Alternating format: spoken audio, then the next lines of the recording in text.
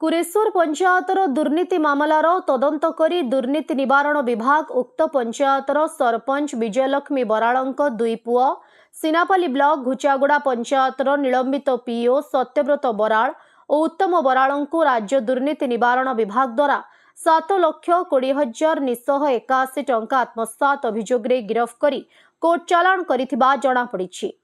अभियोग मुताबक सेमाने कुरेश्वर पंचायतर सरपंच तथा तांको मां विजयलक्ष्मी बराळ और पीओ सह चक्रांत करी 2024 रु 2025 वर्षरे हाईमास्ट लाइट न लगाई रास्ता आलुओ मरामती न करी पार्कर जिम उपकरण स्थापन न करी सीएफसी और एसएफसी योजना पांठिरु उपरोक्त मते अर्थ आत्मसात करिथिबा दुर्नीति निवारण विभाग जानी पारिछि। उक्त अर्थ मध्यरु 4,20,000 बराळ भातृद्वय और अवशिष्ट 3,09,81 तांको पीओ वरुण दास को व्यक्तिगत अकाउंट रे जमा करा जायथिबा जणा पड़िछि। ए संबंध रे कोरापुट दुर्नीति निवारण विभाग द्वारा केस नंबर 4/21/2/2025 रे मामला रुजु करी तदंत जारी रखिथिबा जणा पड़िछि। सूचना योग्य जे नुआपड़ा जिलापालଙ୍କ निर्देश क्रमे जिला परिषद सहकारी निर्वाही अधिकारी ग्रामवासी द्वारा प्रदत्त उपरोक्त अभियोग तदंत करी एक रिपोर्ट देबा परे ताहारी आधारे एही दुर्नीति सह संपृक्त अभियोग रे कुरेश्वर पंचायतर पीओ वरुण दास और सरपंचଙ୍କ पुओ तथा घुचागुड़ा पंचायत पीओ सत्यव्रत बराळଙ୍କୁ जिलापाल निलंबन करने सह उक्त सरपंचଙ୍କୁ निलंबन पाई राज्य सरकार को सुपारिश करने सह सेमानଙ୍କ नामरे अर्थ आत्मसात अभियोग रे एफआईआर दर्ज पाई कमना वीडियो को निर्देश दे सारिथिले। जिलापालଙ୍କ द्वारा प्रशासनिक तदंत चलिथिबा बेले दुर्नीति निवारण विभाग मध्य तदंत पाई समस्त केस रेकर्ड जबत करी नै जाइथिले। अन्य दुई अभियुक्तଙ୍କ विरोध रे मध्य खूब शीघ्र कार्यानुष्ठान ग्रहण कराजिबो बोली नुआपड़ा उप आरक्षी अधिकारी प्रकाश करिसेंती। विश्वास सूत्र गोटे अभियोग पाइलु जे नुआपड़ा जिलार कोमना पंचायत अंतर्गत कुरेश्वर जीपी ग्राम पंचायत रे सरकार तरफ जो अनुदान आसता है सीएफसी सेंट्रल फाइनेंस कमिशन आउ स्टेट फाइनेंस कमिशन रे जो अनुदान आसता है सरकारी सहायता विभिन्न प्रकार ग्राम पंचायत उन्नतिमूलक कार्य करने से किसी कार्य न हो संपुक्त सरपंच आउ जो पीओ जी अच्छा से सरकारी अर्थ को आत्मसात कर गोटे अभियोग आसाला। अभियोग को बेस करी आमर अनुसंधान जारी रही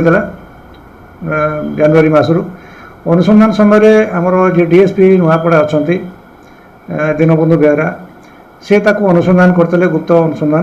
गुप्त अनुसंधान बेले से तथ्य पाइले जे जहाँटा आमर अभियोग थिला थिला जे आमे से माने सरकारी अर्थ अनुदान जोटा आसी आत्मसात कर कौन से काम होनी ता सत बोलिक बाहर तेणु से गोटे अभियोग पत्र इनक्वारी रिपोर्ट दाखल कले मो पाखे दाखल कलापर मुझे गोटे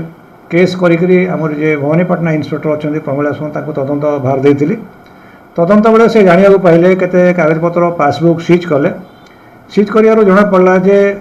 कुरेश्वर जी ग्राम पंचायत सरपंच जी अच्छा महिला जड़े तांकर पुओ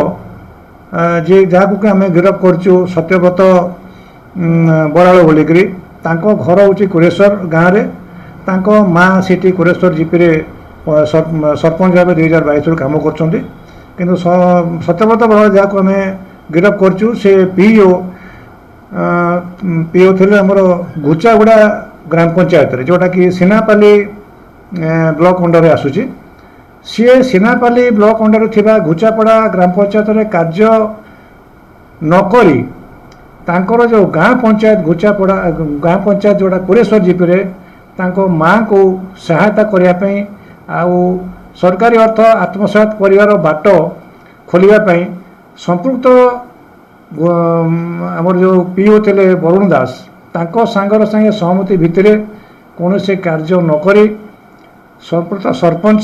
आउ पीओ वरुण दास जॉइंट दस्तखत मिलित दस्तखत समुदाय 7,20,000 टंका रु ऊर्ध्व सरकारी अर्थ तांको निज अकाउंट को नहीं पीओ को अकाउंट रु पुणी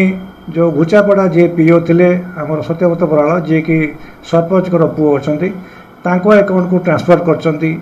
ତାଙ୍କ ସାନ ଭାଇ ଯିଏ ରହିଛନ୍ତି ଉତ୍ତମ ବରାଳ ତାଙ୍କ ପାଖକୁ ମଧ୍ୟ ଟ୍ରାନ୍ସଫର କରିଛନ୍ତି, କିଛି କ୍ୟାସ୍ ଆକାରରେ ଦେଇଛନ୍ତି। ଏଇଭଳି ଆମ ପାଖରେ ଦସ୍ତାବିଜ ସମ୍ପୂର୍ଣ୍ଣ ହେଲା ପରେ ଆମେ ଗତକାଲି ସତ୍ୟବ୍ରତ ବରାଳ ଆଉ ଉତ୍ତମ ବରାଳ ଯିଏକି ସରପଞ୍ଚଙ୍କର 2 ଜଣ ପୁଅ ତାଙ୍କୁ ଆମେ ଗିରଫ କରିଛୁ। ଏହି ବାବଦରେ ଆମର କୋରାପୁଟ ଭିଜିଲାନ୍ସ ଦୁର୍ନୀତି ନିବାରଣ ଖଣ୍ଡର କେସ୍ ନମ୍ବର 4ରେ ପଞ୍ଜୀକରଣ ହୋଇଛି। ଆଜି ତାଙ୍କୁ ଆମେ ଭବାନୀପାଟଣା ସ୍ପେଶାଲ ଜଜ୍ କୋର୍ଟକୁ ଚାଲାଣ କରୁଛୁ। ଅଧିକ ତଦନ୍ତ ମଧ୍ୟ ଏ ଭିତରେ ଆଗକୁ ରହିଛି, ଜାରି ରହିଛି ଯେ ସରକାରୀ ଅର୍ଥର ବାଟମାରଣା ଯେଉଁ କରୁଛନ୍ତି କିଛି